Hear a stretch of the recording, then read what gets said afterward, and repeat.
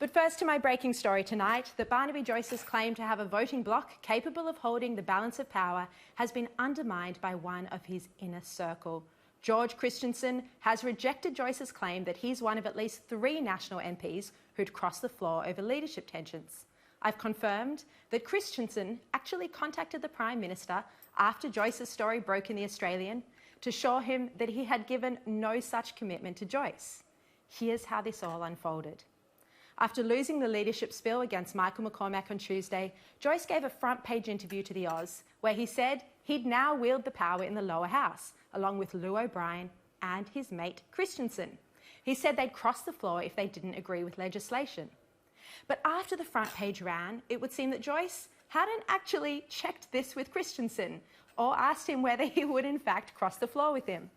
I've confirmed George Christensen then called the Prime Minister and the Deputy Prime Minister Michael McCormack to say he is not part of this renegade group.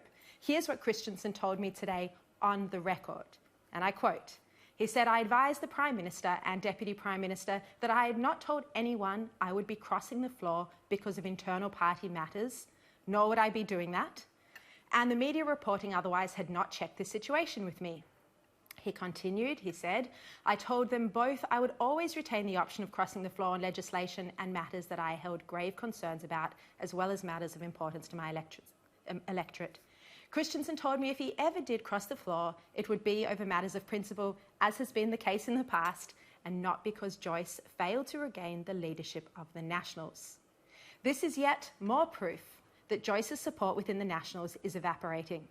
He tried to get another spill going after Tuesday when he believed he'd come within a couple of votes, maybe even one, of the top job. But some of his supporters then told him they did not agree with this strategy, and he risked his numbers being even lower than they were the first time he challenged McCormack.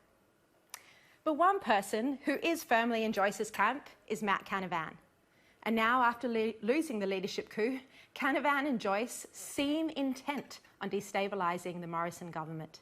The front page of the Weekend Australian yesterday has revelations about plans for a resources tax. The headline is, "Tax hike on gas and oil to save surplus." It talks about how the Federal Treasury is doing a review into raising the $1.4 billion a year tax on the gas industry in a bid to replace falling revenue.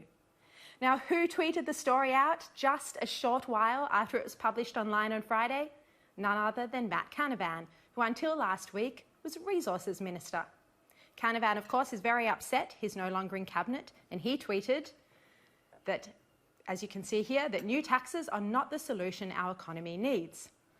The Treasurer, Josh Frydenberg, had to move pretty quickly, and he ruled out introducing a resources tax to save the budget surplus, and he sent 2 tweets saying that this wouldn't be the case.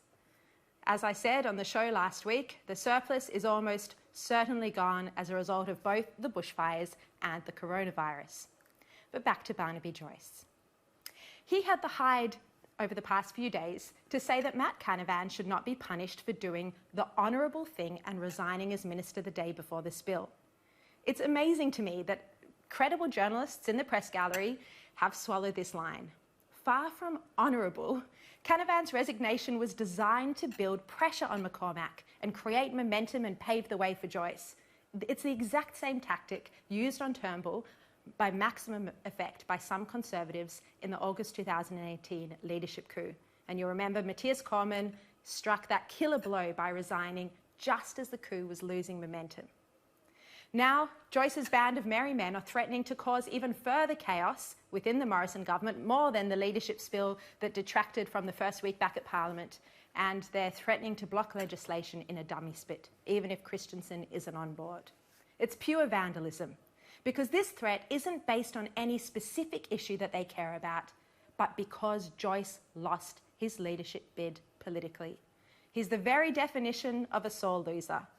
And I don't know how Joyce even managed to justify a move against the Nationals leader when the party actually did very well at the federal election and increased their seats, increased the margins in most of their seats, and returned most of their MPs to Parliament. Sorry, all of their MPs to Parliament.